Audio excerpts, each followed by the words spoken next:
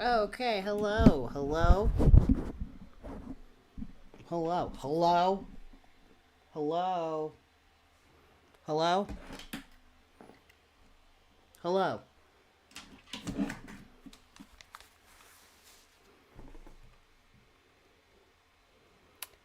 hello, hello.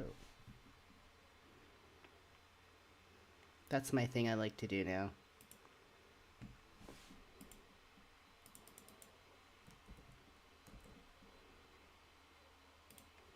Hello? Hello?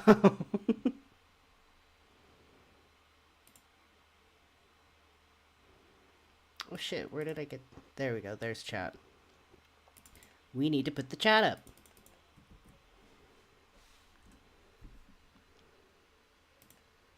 There we go. Hello, everybody.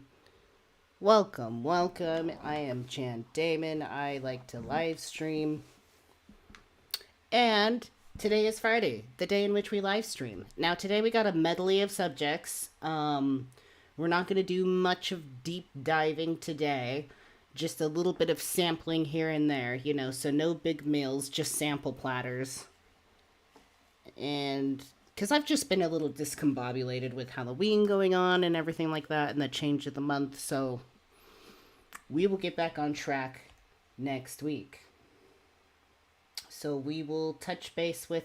It's hard to not... Like, I was, like, pulling up my Photoshop today, and I was making the thumbnail, and I'm like, you know, for once, I would like to make a thumbnail without Trump in it, but unfortunately, that's just where we're at, still in it. Hopefully not for much longer, because I'll tell you what, once he gets axed from... If he gets axed from running as president and things like that, we're definitely going to put a door on that and stop. Hopefully. Okay, so at least I'm just fantasizing. What I'm trying to say is I hope at some point soon I will never have to talk about him again. But alas, I do not think that's going to happen. And he is forever going to haunt my YouTube live streams. Forever. So we were going to catch up on that. A little bit of Trump Jr., maybe, maybe not. You know, Pence dropped out of running for president. Yes, indeed, dropped out. Mike Pence dropped out, so that's interesting. We got some people that have come up, interesting enough. Cenk Uyghur, I think. That's how you say the last name, Uyghur. Not a lot of Democrats running, I notice. It's really interesting just how we got a ton of Republicans trying to cut to the chase. That means Susan says that means he can say what he really thinks about Trump. Yes. I mean, that's a very lucrative position to be in. We'll catch up with Gaza a little bit. Oh yeah, there was a massive shooting in Maine. We're going to catch up with that. Let's see. We might get into this Christian nationalism video by Second Thought. Second Thought's pretty good. I've actually seen some videos where I'm just like, I don't know about Second Thought, but you know, it's nice to have somebody out there trying to make rational media, rational content.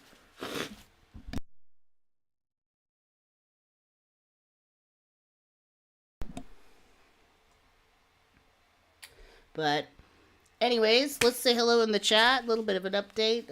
What's going on in my life? Not much. Let's see. We had Halloween and we spent... Saturday was really fun, especially when we did the candy ranking. That was a lot of fun to do. You know, I was going to do like my own Halloween special on this channel, but I felt a little bit stretched thin because, like, I also wanted to guest on the Neogenian Oculus on Saturday. And I'm like, I don't know what to do because I had ideas for just a Halloween special in general, but I didn't know what to do on what channel. So finally I'm just like, screw it. Why don't I just, like, take a day off on the Jan Daemon channel and just, like, have some fun on the Neogenian Oculus. And I'm really glad that I did that because it was a really good time. Candy Reiki. No, Candy Raking. So we are bringing in the shadow season, my lovelies. Yes, it is now officially shadow season. Shadow season technically begins like November 1st. So Halloween is like a Shadow's Eve day, I guess, for shadow season. So we are now in shadow season. And I mentioned, yes, okay, so yes, it is shadow season. Yes, I have decided it is no nicotine November. No, I have not been vaping. Yes, I'm very grumpy about nicotine. No, I don't want to talk about being grumpy on nicotine. Yes, my mood will lighten up about it soon. Some point. We're just in that, like, we're in the very irritated zone right now. The very fidgety, like, irritated zone, so we'll see. We'll see where this goes. I'll give it my best shot. I have to allow the grumpiness. See, I don't I don't know how much grumpiness I need to allow before other people are having shoes thrown at them.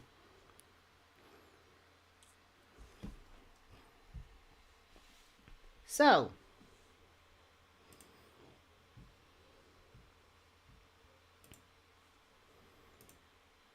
anybody doing anything for shadow season? Now, it's not like Lent. It's not like you have to give up for shadow season. Like, pretty much, I don't know. I think it's a bit arbitrary, like, how exactly to do shadow work. Because shadow work is so personal and individual. It depends on the person and what they need.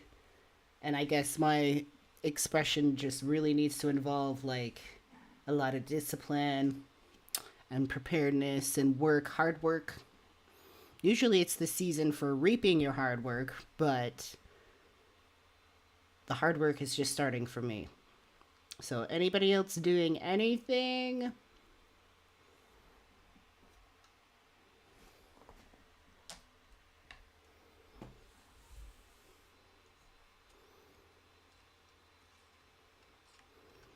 That's cool. Hello, Renaissance Fairies, making a video series on shadow work. That's really cool.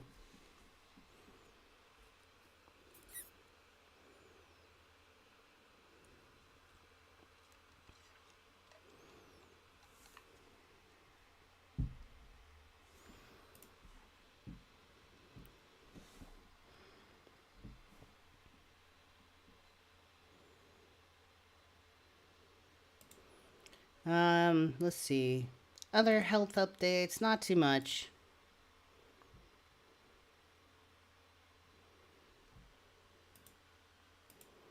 Nobody has to do shadow work during shadow season. You can, like, pretty much do whatever the hell you want. I think it's just a time to, like, think about it, you know? Just have it in your mind. And whatever you want to do with your shadow content is perfectly fine, just as long as you give it some acknowledgement during this time of year.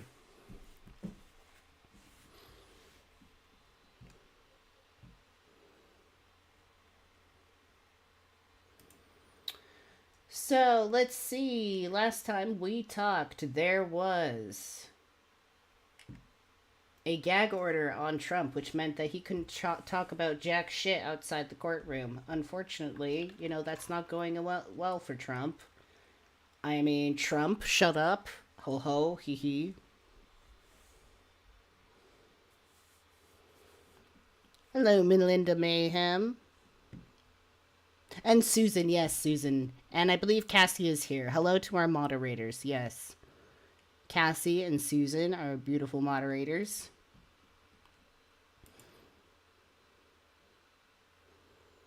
More artwork, new nails, that's awesome.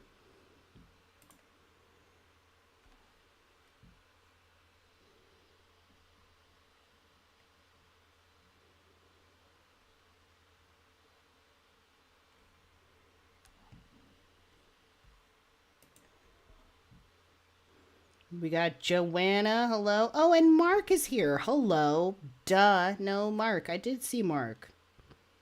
Oh, no. Mark isn't technically here. He was just gifted a membership by Vibrational. Good for you.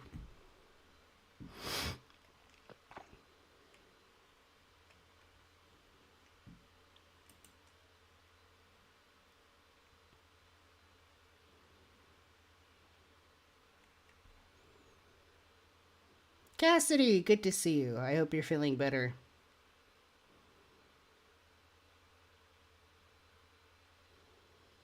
I hope you're feeling better. Okay, so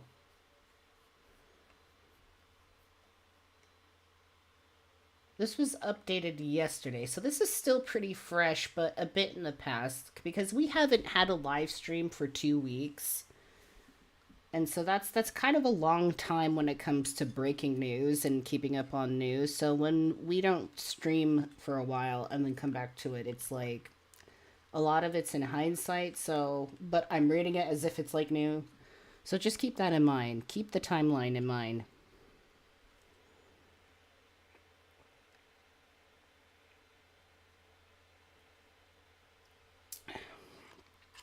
Can you explain what's been going on with Trump, but explain it like I'm five? Judge told Trump to shut up. Trump won't shut up. Judge gets to fine and give jail time for not shutting up. Despite knowing that, Trump still won't shut up. That's the best way I can explain it. So, Trump asks for an appeal to lift the gag order. Because in Trump's mind, if he has a gag order, which sounds kind of, I feel it's so funny that they use the word gag, but it kind of sounds what it sounds like. It's like gagging somebody like they can't speak, so it's like a shut up order.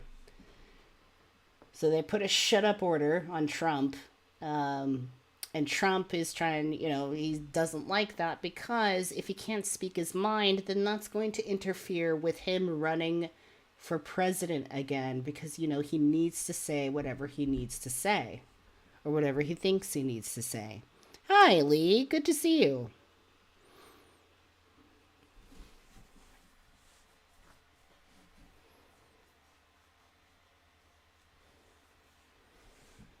So, former President Donald Trump asked a federal appeals court on Thursday to lift a gag order restricting his speech about potential witnesses, prosecutors. Okay, there's multiple reasons why Trump doesn't want this gag order.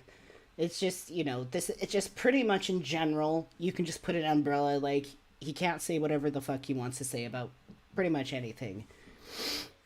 And court staff in the case that accuses him of scheming to overturn his 2020 election loss. Trump's attorneys urged the U.S. Court of Appeals for the D.C. Circuit to block the gag order ruling from U.S. District Judge Tanya Chutkan. I can't. So bad.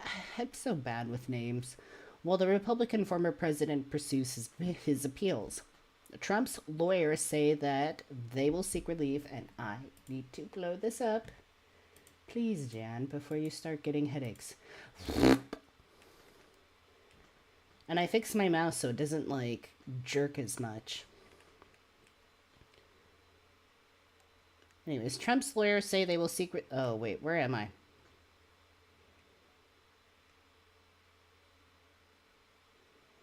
Trump's lawyers say they will seek relief from the U.S. Supreme Court if the appeals court denies his request, arguing that the gag order violates Trump's First Amendment rights and those of over 100 million Americans who listen to him. This is a matter of freedom of speech. The whole, thing about freedom of speech is so overblown these days. I almost just... The moment I hear the phrase freedom of speech, I just fucking roll my goddamn eyes. And that doesn't mean, I actually hate the concept of free speech. It's just the way it's used... it's the way it's weaponized a lot of the times to justify somebody being an asshole. That's my point with that.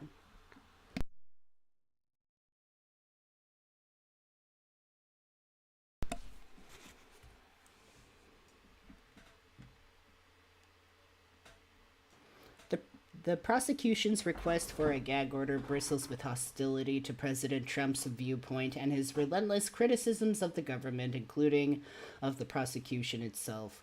Trump's lawyers wrote in court papers, "The gag order embodies this unconstitutional hostility to President Trump's viewpoint."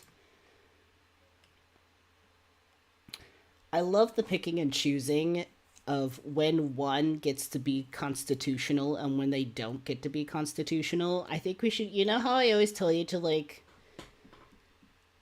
put a little, sticky note in things or a little bookmark, like, just take this and just like put it to the side for a minute. This is one of those things that you just take and put to the side. This accusation of this being unconstitutional. Unconstitutional hostility, no less. Oh, I love these moments. Shaka Khan? I don't know. Shaka Khan. You know what you do when you don't know something? You look it up. No matter how big, how small. How to pronounce this name. Tanya Shaka Khan. That's not how you, that's not her name. Huh.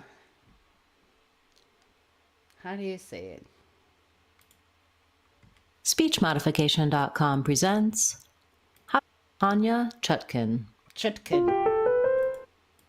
Tanya Chutkan. Chutkan. Tanya Chutkan. Tanya Chutkan. Tanya Chutkan. Tanya Chutkan. Get more help for name. Tanya Chicken. No. Anyways. I love those moments. Learning with Jan Daemon. If you don't know shit, look it up. No matter how big, no matter how small, if you don't know what the fuck it is, look it up. I would not be a very good, little kids person. No, like an entertainer. If you don't know what the fuck, just look it up. Look it up. Look it up. If you don't know what the fuck, just look it up. That's our new theme song. Look it up. Anyways, Chutkan, and an appointee of former President Barack Obama, reimposed the gag order on Sunday after denying Trump's request to let him speak freely while he challenges the restrictions in higher courts. The order bars Trump from making public statements targeting special counsel Jack Smith and his team, court employees, and possible witnesses. Okay, so Trump can't go out there and say whatever it is he wants against the people that are coming out to testify against his horrendousness. Oh my God. Hello, Laura. Thank you so much for the super chat. Says, just a bit of support, doing what I can. Thank you for your Friday streams and for your involvement with the Neogenian Oculus, and great candy debate was fun. I still say peppermint patties. Okay, that's it. Get off my stream. No, joking. Thank you so much. I really appreciate that. That's really nice. Thank you. And Philip! Oh my fuck, Philip. Philip!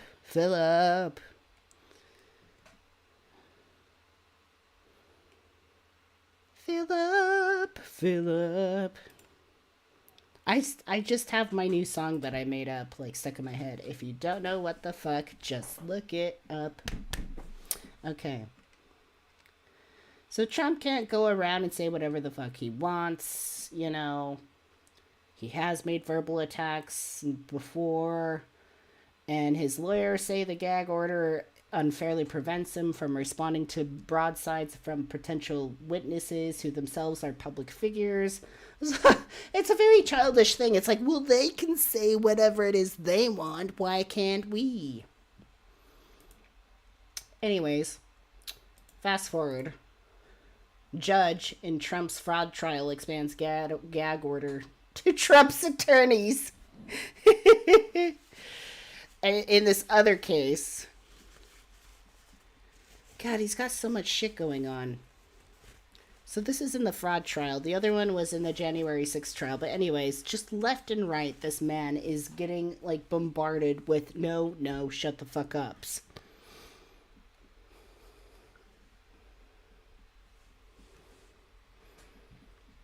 If you don't know what the fuck, just look it up.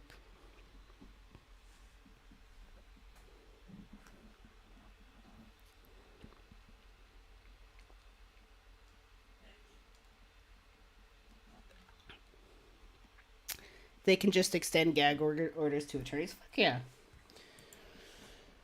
So in this other case with Trump, in the fraud trial, the judge expands the gag order to Trump's attorneys.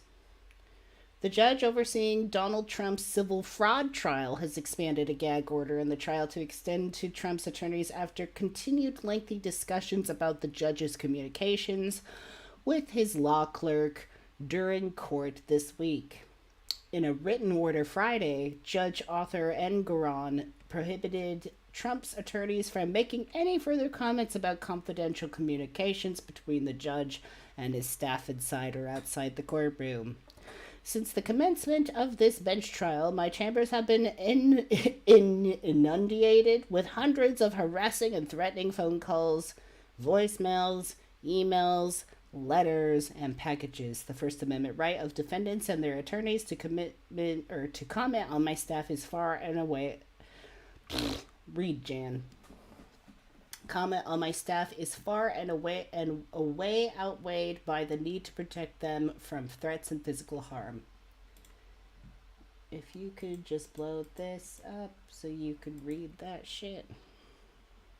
The judge said violating the order would result in serious sanctions. During the first week of the trial, Engoron forced a gag order barring parties from speaking about his staff in response to a social media post from Trump attacking Engoron's clerk and showing a picture of her with Senate Majority Leader Chuck Schumer, a New York Democrat.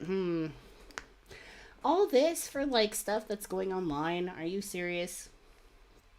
Social media gets people into more trouble than it's worth, I swear to God. Is that actually how you fucking pronounce his name? I hate that I have to do this. If you don't know what the fuck, just look it up. Pronounce. Whatever.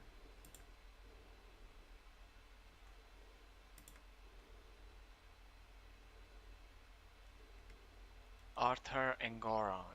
Engoron. Alright. It sounds like a name. Engoron. It just sounds like a name from a fantasy novel, does it not?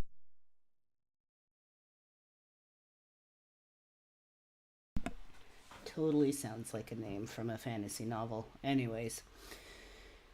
Engoron has already fined Trump twice for breaking the order. Okay, so Trump's already just ignored this. You have to keep in mind that in different cases, judges are like, shut the fuck up. And this man just will not shut the fuck up. You know, some people just don't have that. They don't have that shut the fuck up thing. Anyways. The first breaking of this gag order, it did result into a $5,000 fine because the post hadn't been taken down from the website.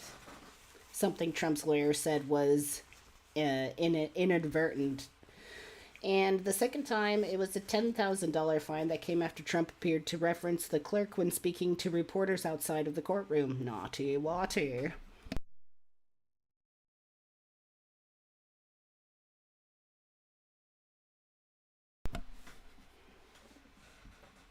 Trump's legal team has consistently butted heads with Engoron regarding his clerk during the trial, accusing her of rolling her eyes during testimony and saying she is unfairly influencing the judge.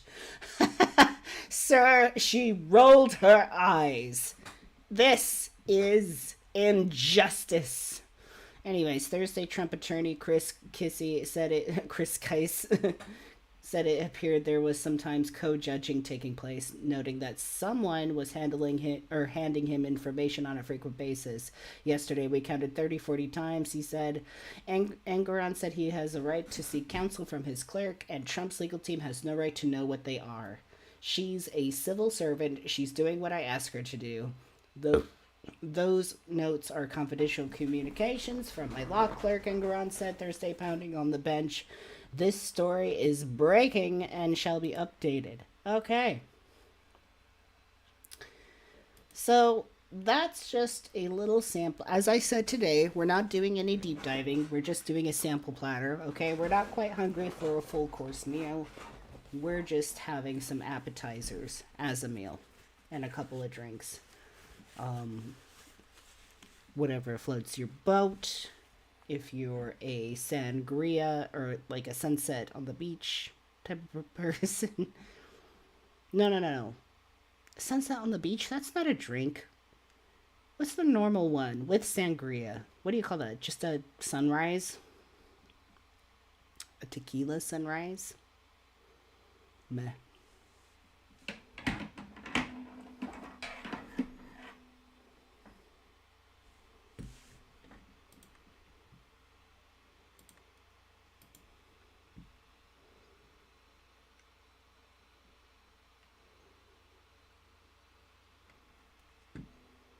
A lot of reading of articles today, by the way.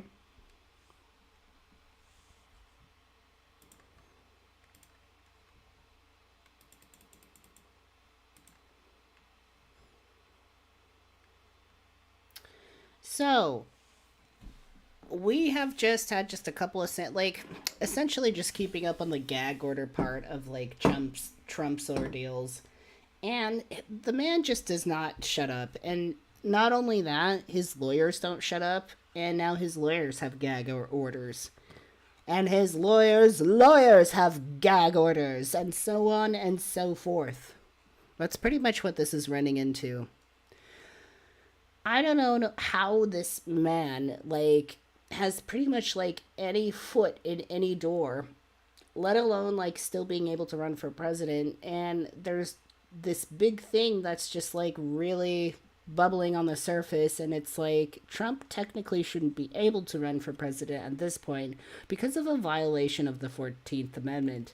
So I thought we would take a little bit of time to take a look into this.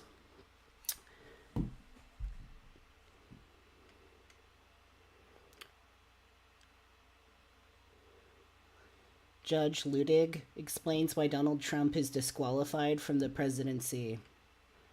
And this isn't to say that he actually has been disqualified from the presidency. This is because he hasn't, but technically he is, through the technicalities of the 14th Amendment. He is disqualified constitutionally, but then it's no, he's still on the, he's going to be on the ballot here pretty soon, I'm sure. Because we know who's, still running for president, and lo and behold, we still have Trump here. So, this is going to be really interesting, isn't it? As technicalities come about.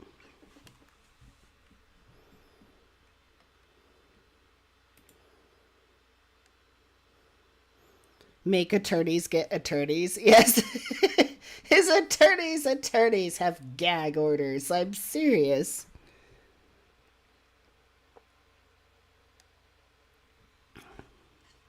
There is a drink called Sex on the Beach. I have no idea what that is.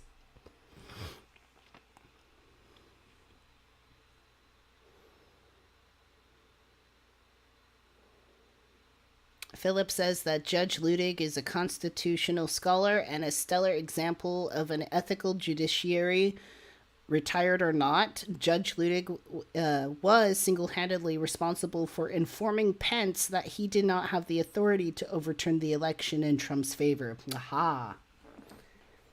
You know what's so interesting is today I discovered there are professionals in this world specific to understanding the Constitution. I mean, pretty much any constitution, but there's people like specifically like understand that the best. So, anyways, Judge Ludig.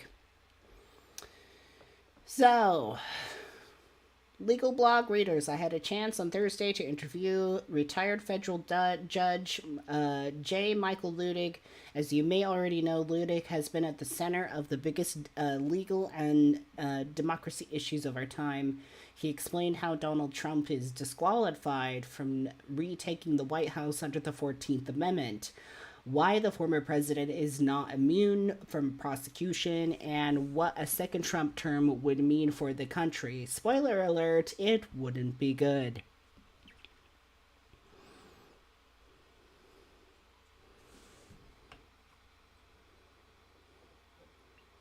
So Judge Ludig is retired, but he's got a lot of experience. So this is an interview that we're going to read. Or can we watch it? Do we get to watch it? Do we have to read it? Can I watch it? Is this it? And if you pick 6 right, Is this it? you win 25.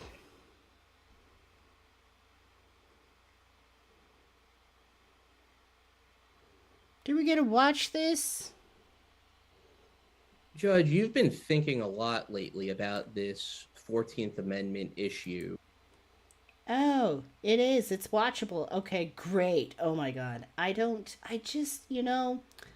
I like to read. I don't like to read out loud. I do it because, like, I want to get better at it specifically, but if I could just watch things, that would be so much better. Thank you. Thank you, sweet baby Jesus. And no, I'm not vaping nicotine, by the way. If you see me vape, it is THC. That is something I will never fucking quit.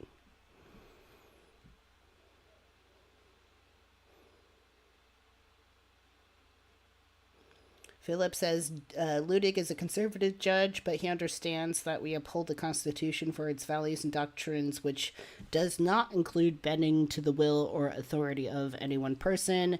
And then Philip shares, I am very much left-leaning, but I have so much respect for Judge Ludig. Interesting.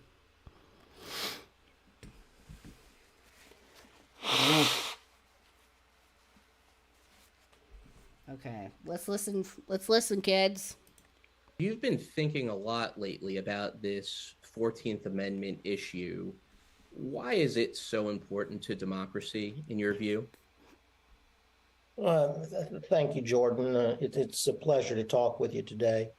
The Section 3 of the 14th Amendment, as it applies to the former president, is essentially an anti-democratic constitutional provision. That is, it disqualifies any person who, having taken an oath to support the Constitution of the United States, thereafter engages in an insurrection or rebellion against the Constitution of the United States, disqualifying that person from holding high public office in the future, including the presidency. So, essentially, what he's saying is once you make an official swearing and pledging to protect and defend and uphold the Constitution, if you then have any sort of insurrection or try to initiate some sort of insurrection or betray that Constitution, after that point, you are no longer allowed to have any sort of high position again. Like, you can't. Like, it's even if you're very sorry, like, oh, I'm so sorry, I didn't mean to start an insurrection, I'm so sorry, like, you shouldn't, you can't do that. So, but we're in the middle of, like, the trials where it's like, was that an insurrection, which there's a lot to say that it absolutely fucking was. But, you know, of course, the defense saying, well, no, that wasn't quite an insurrection. Hold on, it was just a bit of a block party. So that's to sum up that. So it is not, it's more than just a proscription and disqualification for anti-democratic conduct by an individual, but in this circumstance, it is that, and it would apply in this instance to disqualify the former president from holding the presidency again because of his effort, plan, and attempt to overturn the 2020 presidential election, knowing that he had lost that election to then candidate Joe Biden and now President Joe Biden. In particular, Jordan, and this is very, very important. Section 3 disqualifies one who has engaged in insurrectional rebellion against the Constitution of the United States, not an insurrection or rebellion against the United States or the authority of the United States. And so... Interesting. I gotta back that up and listen to that technicality again. So it just means, like, if you try to go against the Constitution, not if you try to go against authority or the United States itself. That's a weird technicality.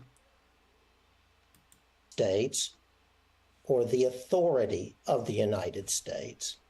And so whoa, back up. The Constitution disqualifies one who has engaged in insurrectional rebellion against the Constitution of the United States. Not far enough. Hold on. Plan and attempt to overturn the 2020 presidential election, knowing that he had lost that election to then candidate Joe Biden and now President Joe Biden. In particular, Jordan, and this is very, very important. Section 3 disqualifies one who has engaged in insurrectional rebellion against the Constitution of the United States, not an insurrection or rebellion against the United States or the authority of the United States. And so that's the issue in the Colorado and in Minnesota and in the other states that are currently involved in the constitutional process to determine whether the former president is disqualified. Right now, the Biden administration is dealing with two. Interesting. So, pretty much in a nutshell, is he's trying to say it is a technical breach of the Constitution. Interesting. But as we know, Trump is still up. Though somewhat diminished in influence within the Republican Party, and facing legal investigations from the state authorities and in the Justice Department alike, he retains a large and extremely committed base of supporters, and he could be aided in the 2024 primary by multiple challengers splitting a limited anti-Trump vote. True News next time with Jan Daemon. Alright, I don't know what that noise was.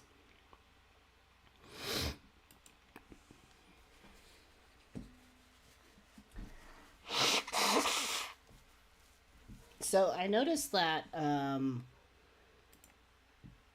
Senk Uyghur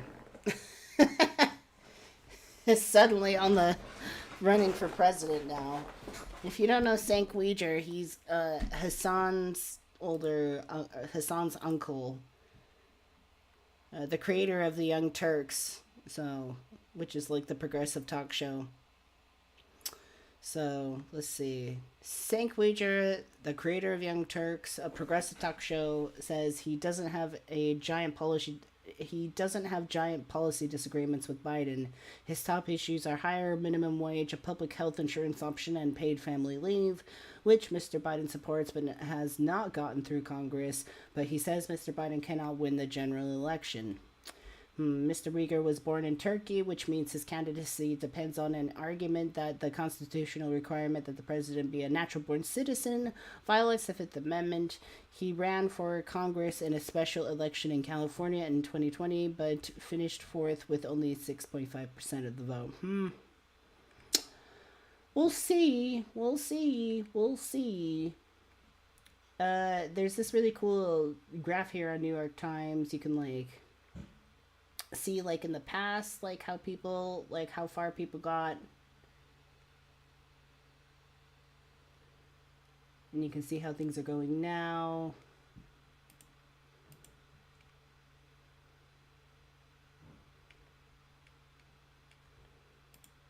Kennedy, I wonder how he's doing. Junior ratings.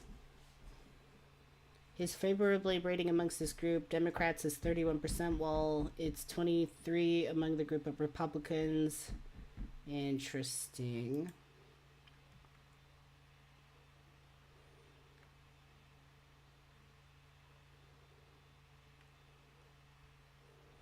Robert F. Kennedy, what the fuck?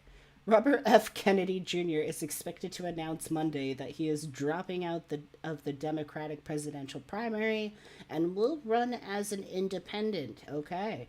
The move would come after Kennedy calls for a debate with President Joe Biden that went nowhere, and with Biden continuing to hold a 50-point advantage in primary polling. But while Kennedy's bid for the Democratic nomination was largely inconsequential, he could play a big role as an independent candidate in determining the winner of the general election. Interesting.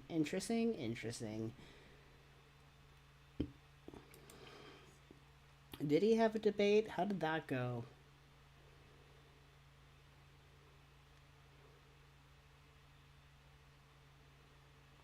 Oh, have I just been so off my rocker? I miss the Democratic debate.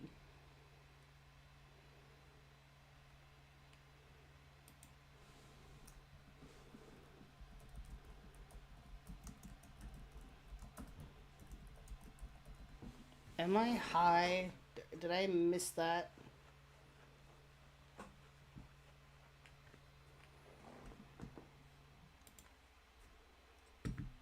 Where's the schedule for this shit? Oh, it's probably on the website I was just on.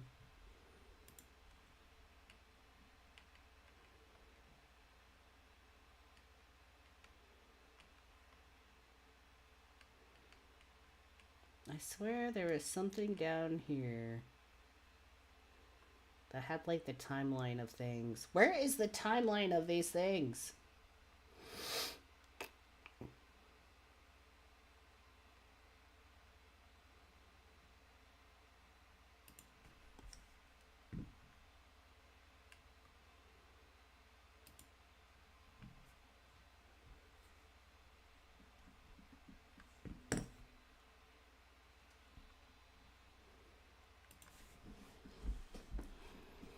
Let's see.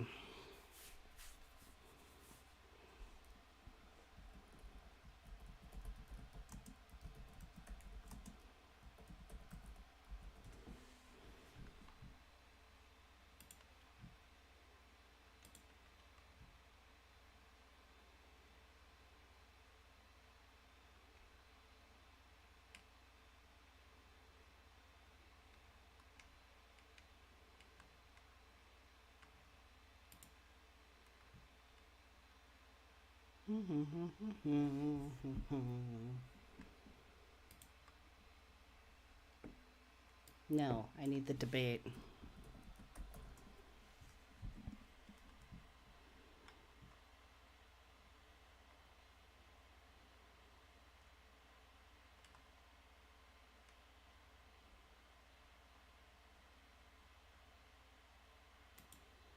I feel like I'm gonna sneeze again.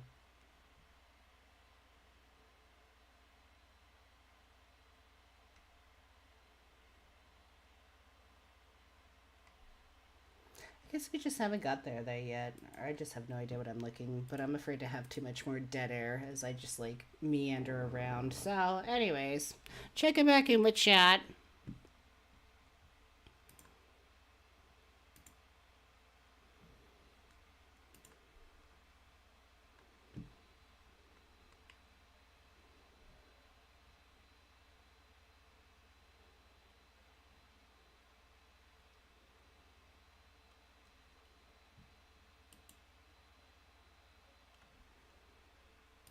Not much going on in chat.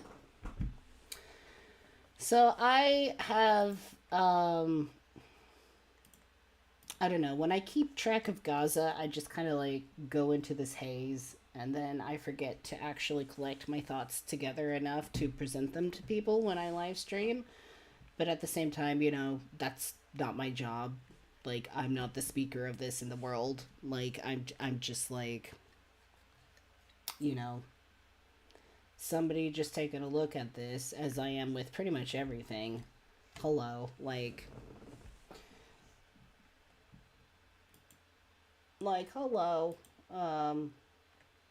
So recently with Gaza, there's still been a lot going on. I did have like a timeline, I swear to God. Oh my fuck. This thing is happening again where like I have certain tabs open and then when I go back to them it's like they're gone and I think I accidentally, oh no, this is going on. No, this is not.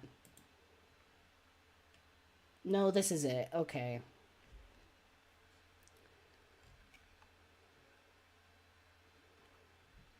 Got some live reporting. No, I think I had something else up.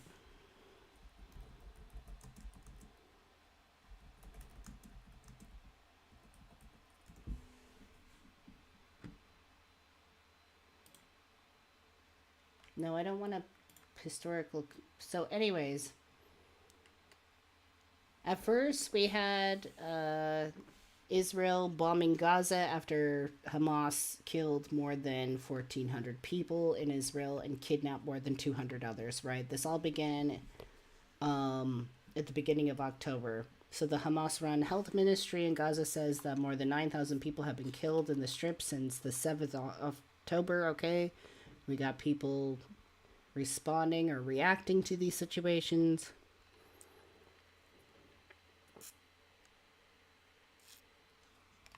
In a speech watched by thousands at a Beirut rally, Hassan Nasrallah praised the Hamas attacks on Israel on the 7th of October, but said they were 100% Palestinian. Okay. Meanwhile, Israel's army said earlier it was on very, very high alert at its border with Lebanon as its leader of Islamist group Hezbollah broke his silence on the war. This is where I'm kind of getting to, like, with this update is, like, Hezbollah is starting to speak up. What the fuck is that? We're just going to take a peek at that and look at that. But, you know, as Israel and Palestine has this stuff going on back and forth, or Israel and Hamas, Israel versus Gaza, it's just, it depends on how you spin it, you know, Israel versus what? Israel versus pretty much everything Israel doesn't want around.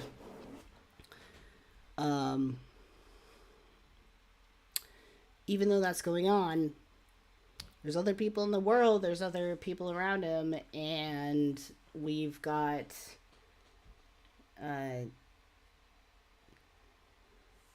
Hezbollah, which is Muslim. So, what is Hezbollah? The leader of Hezbollah has finally spoken out.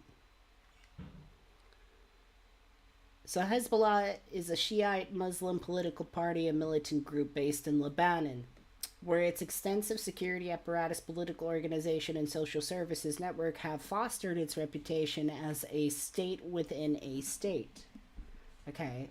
Founded in the chaos of 15-year Lebanese civil war, the Iran-backed group is driven by its opposition to Israel and its resistance to Western influence in the Middle East. So very sticking to their roots, Shiite Muslims that do not like Western influence. If you don't know what Western influence is, if you live in America, it's you. You are the people on the West. Anyways, with its history of carrying out global terrorist attacks, parts of Hezbollah, and in some cases the entire organization, have been designated as a terrorist group by the United States and many other countries. In recent years, long-standing alliances with Iran and Syria have transformed Hezbollah into an increasingly effective military force, one that experts say would pose a formidable challenge in the event of new fighting against its longtime enemy, Israel. And at the same time, however, Hezbollah officials and other leaders in Lebanon are facing public discontent as the nation verges on failure. And Hezbollah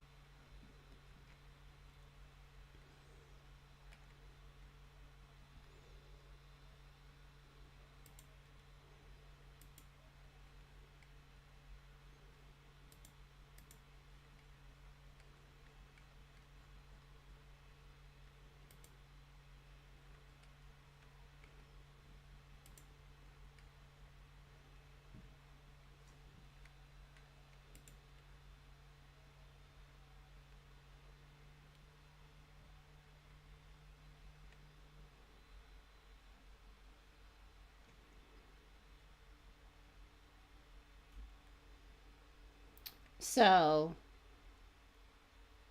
since the war in Gaza began after Hamas's surprise attack on Israel on October 7th, people across the Middle East have feared it could set off a second war between Israel and Hezbollah, the powerful Lebanese militia, and ignite a broader regional conflagration. So that is not Hezbollah's plan. The group's leader, Hassan Nasrallah, said in a widely anticipated address to his followers on Friday, his first public remarks since the start of the war. He warned, however, that Hezbollah's forces were ready for anything. Okay, this is really interesting here. Hezbollah said it was already doing what it set out to do, exchanging fire with a portion of Israel's military to keep it tied up along the northern border with Lebanon, reducing the burden on Hamas.